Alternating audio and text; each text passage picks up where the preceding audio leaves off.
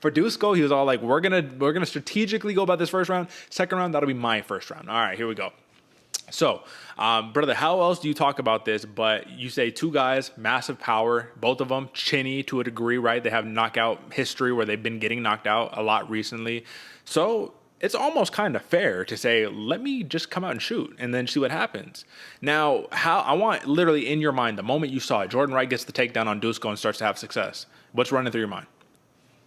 Man, especially in that first round, I was excited. I thought this was a whole new game plan for Jordan Wright. We're going to see something where this dude's literally carving up his own skills, making, because we all know Jordan Wright, that karate fighter. He's good on the feet. He, like you said, a little chinny, but can still knock people out. But now this dude has a wrestling game too. He's a ground and pound. He's giving, let's see if he can get the finish on Dusko. I was so hyped to not start round one, but for the entirety of round one. Very, very excited until the bell rang to the start of round two. Yeah, no, absolutely. And for me, in my head, the things that we're going through was, well, this dude has trained at Jackson Wings forever. So, like, it kind of makes sense, right? Yeah, you got some wrestling, you're able to do it. Number two thing that ran through my head is that you look at Jordan Wright, and he just, like, physically, frame-wise, he looks like such a larger fighter than Dusko. Everything in my head was, how often are you actually wrestling in a competition setting? And the reason why is because if you're not constantly training those muscles to wrestle, oh, baby, come round two, you don't use those muscles a lot, you're going to be tired. And what happened in round two? Dusko came out hot. And this was my whole point. There was never meaning any disrespect for Jordan Wright. I just felt that Dusko is more seasoned as a well-rounded MMA fighter. Jordan Wright spends most of his time striking. In competition setting, right? So it wasn't that Jordan Wright can't submit Dusko, because Jordan Wright does have submissions. It wasn't that he couldn't wrestle him, because he can wrestle. But can you do it for 3 rounds? You know what I mean? At the top elite level. And Dusko, you could tell both men were exhausted, but Dusko had a little something. Now, here's the question.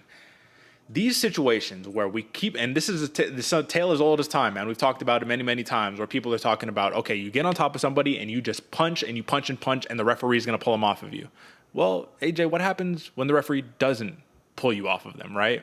Obviously, that could lead to a situation where you gas yourself out and you don't got anything left. And that happened in one of these fights here. It could have been this fight. I don't remember which one of the fights was, but it happened a couple times, right? And I was just like, damn, man, like these situations where they should be pulling you off. Herb Dean specifically, he wants to give you the Mario Yamasaki leash, right? So what do you make of that?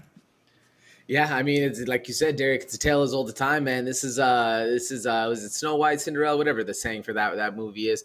It is very it's horrifying. I mean, that's the worst thing you thinking, because like you said, if you haven't been wrestling or haven't been putting these muscles into motion for a duration of time, for a long duration of time, it's the heaviest foot on the gas pedal is when you're wrestling, or when the adrenaline's pumping and you're just throwing any shots you can to get the ref to step in. What doesn't happen when the ref doesn't step in, man, is pure panic. That's what happens. It's pure panic, pure, oh shit, this is going down. I'm breathing. I can't even breathe and I need to breathe. Oh fuck, here we go. That's it's scary. And the bad part about it is you hit the nail on the head. You said the longer this fight goes, the more Jordan Wright's chances of winning start to dwindle. And we saw it right there in plain as day action, man. Jordan Wright really started, that gas tank that you said, started really hitting down. Yeah, man, and that's kind of the whole thing, and it was this fight. Now, like, I'm playing the loop back in my head, yeah, because Jordan Wright was beating up on Dusko that first round on top of him, and the referee didn't pull him off. Second round, same situation where literally to a certain point, I was like, I think both dudes might lose this fight just out of pure exhaustion. You know what I mean? Like, they might just not get up, right? So, listen, this was a fantastic back and forth effort. I'm not going to say by any stretch of the imagination Dusko was just like dominating the fight, because he wasn't. But come that second round, clearly that camp had a game plan, and they knew how to exploit Jordan Wright if he was going to come out grappling intensive. And he did. And that's the thing. Jordan Wright's not a bad fighter whatsoever. This dude is so skilled. He just needs to put it together. You know what I mean? And I think he'll get that opportunity. Was Dusko the guy to do it against? I mean, that's a little tough sledding right there, brother. But you tell me, man. Dusko Todorovic gets the TKO win.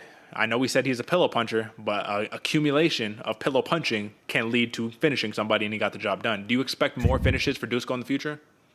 Oh yeah. Especially until he starts getting in that top 5, top 10 range, then I think we're going to see a lot of KOs coming from the Dusko Todorovic camp. Okay. The dude has power. I mean, Yeah, pillow punches, but pillows still hurt. And we make jokes of it as saying pillow punch, but dude, it can crack, and he has a Yeah. lot of knockouts on his history. So Yeah, absolutely, man. But this was, like I said, this was knockout versus knockout art. Like, somebody had to go to sleep. The only thing that made me sad is that it went over 1.5 rounds, barely, just by like a couple of minutes. But that was the only thing. Everything else, we had this one basically locked down. But all right, brother, great win.